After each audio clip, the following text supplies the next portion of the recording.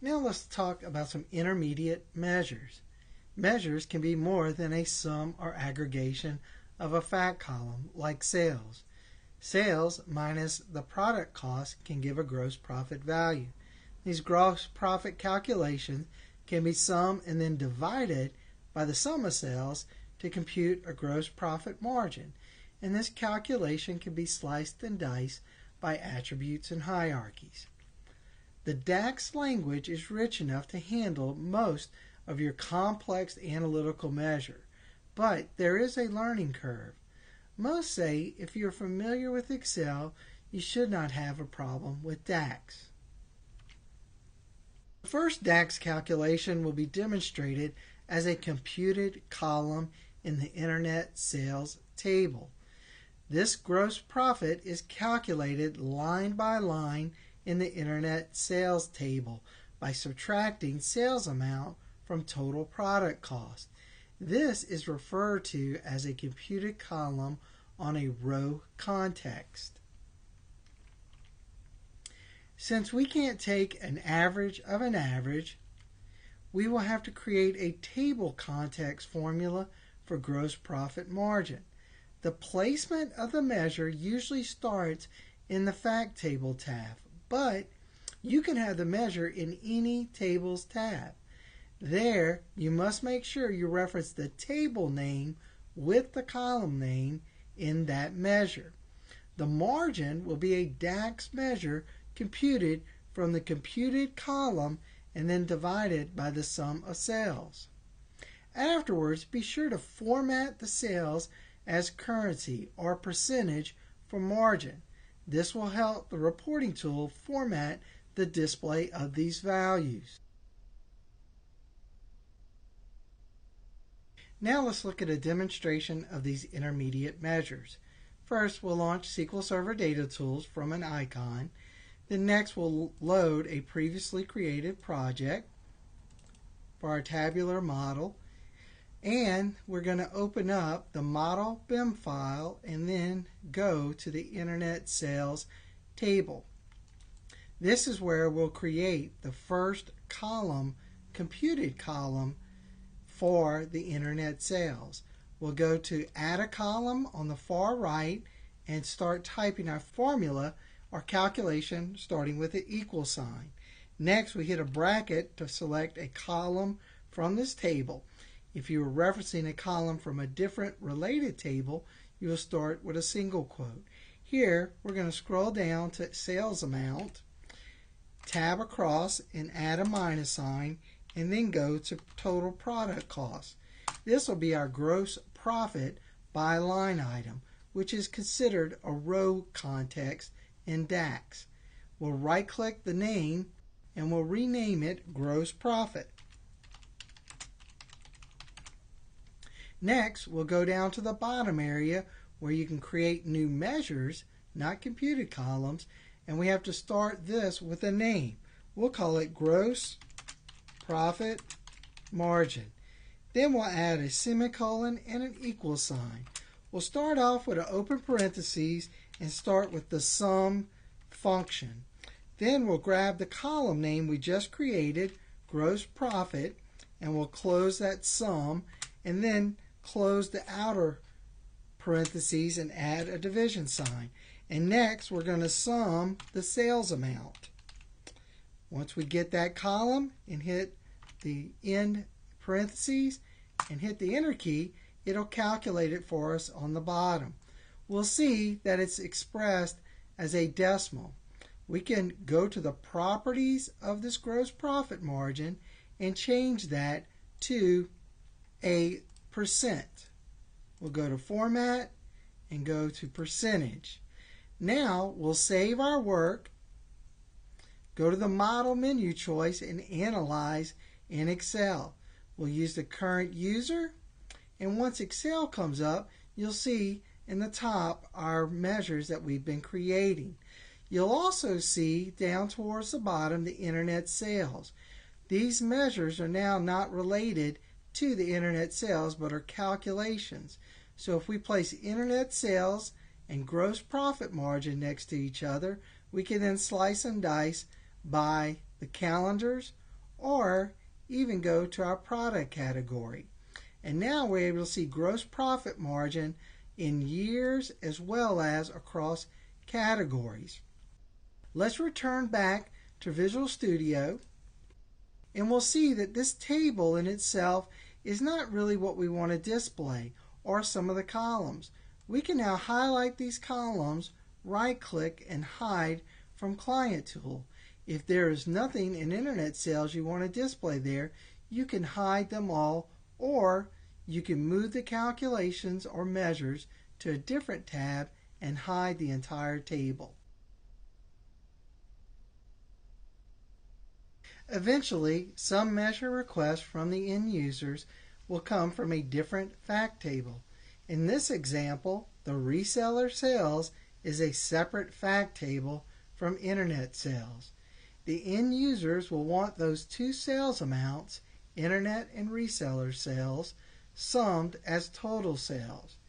The fact will share some dimension tables called conform dimensions like date and product, but they may have their own dimensions like employee for reseller sales and customer for Internet sales.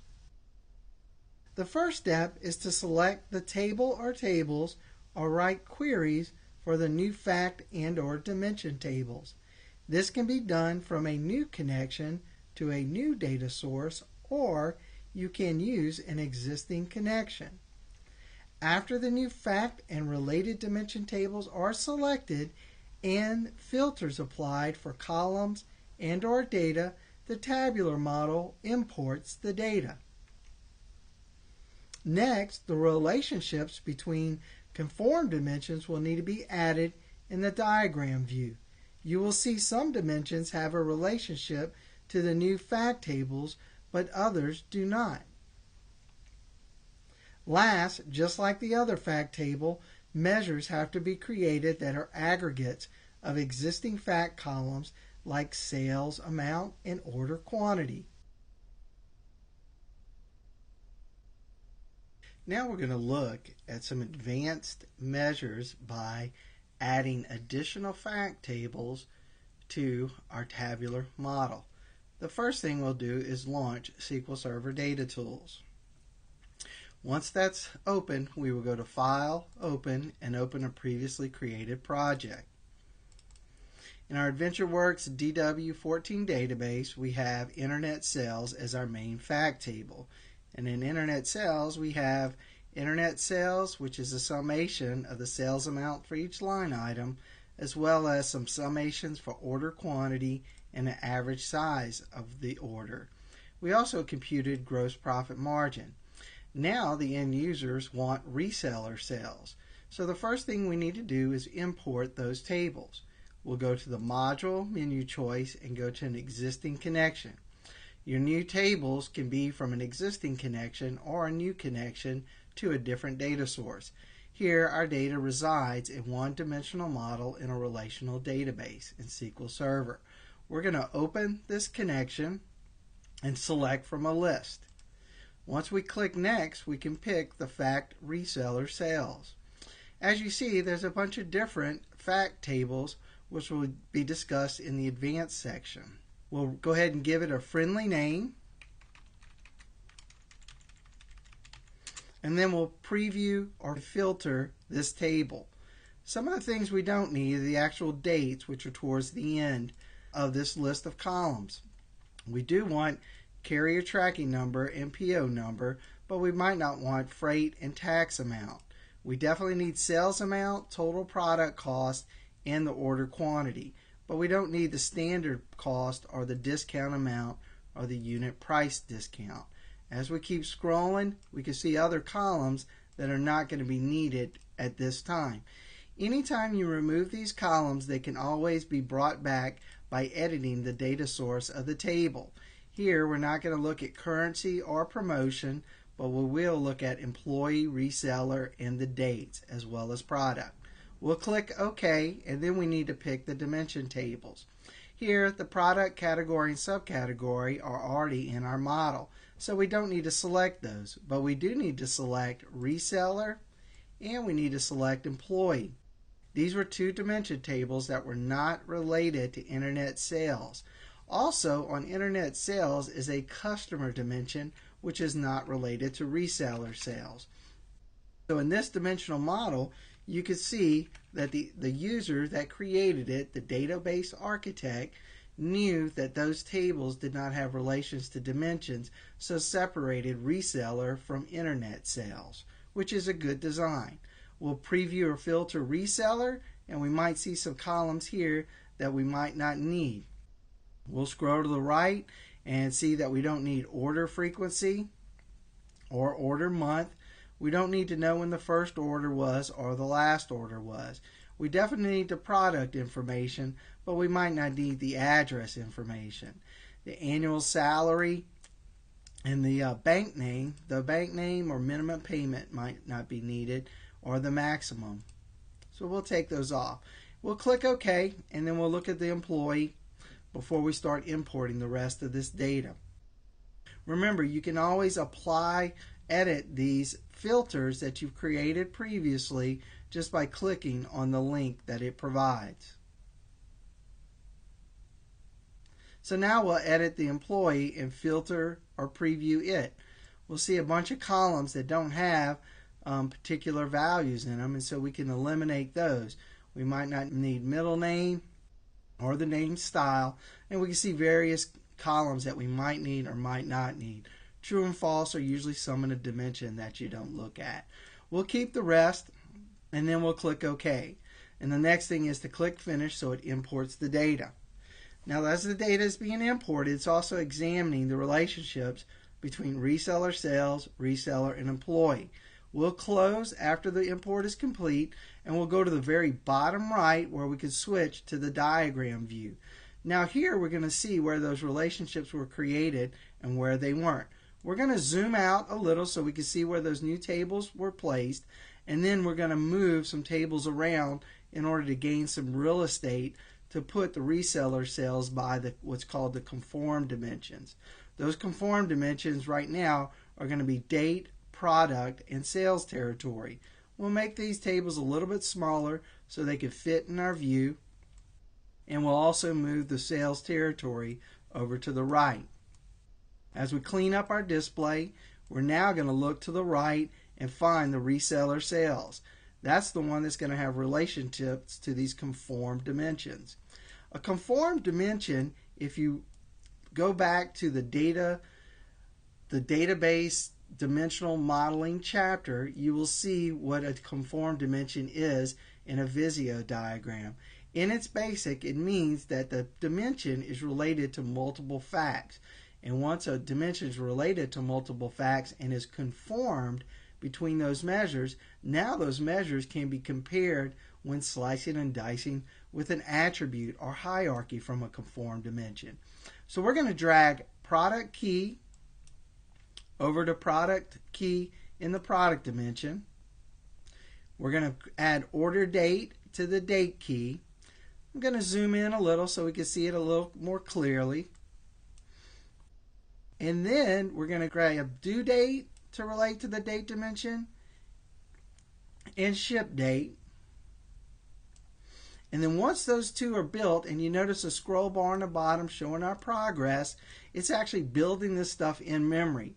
Also remember, when you have more than one related column from a fact to a dimension, there's only one that can be active. The active one is the solid bar, and the dotted are the inactive. If you need to change that, you right click on the relationship, you can mark as inactive. Or if you edit the relationship, there's a checkbox for active or inactive. You can only have one active relationship, so in order to change it, you first have to deactivate the current active one. We'll leave everything as is, and the last thing we'll do is grab our sales territory and relate it to the sales territory dimension table. Now we'll go back to the grid view. Once we go back to the grid view, we can go to reseller sales. In here, if we scroll to the right, we can go to the order quantity column and create our measure. Remember, you go to the column below it and you can go to the summation key and make a sum. Also, you could do the same thing for sales amount. And once you create that, you can rename it so it's more readable to the end user. For instance, this is reseller sales. We'll copy reseller, and we'll go to order quantity, and we'll edit that also, and we'll make that reseller sales order quantity. Now we've related two different fact tables to a bunch of dimensions. If we go to the model menu choice and analyze in Excel and accept the current window user, then we'll get Excel up and we can put together internet sales with reseller sales, and we can slice by that date hierarchy. And now you can see the sales by year by internet sales versus reseller sales. Let's minimize Excel for now and go to a different column.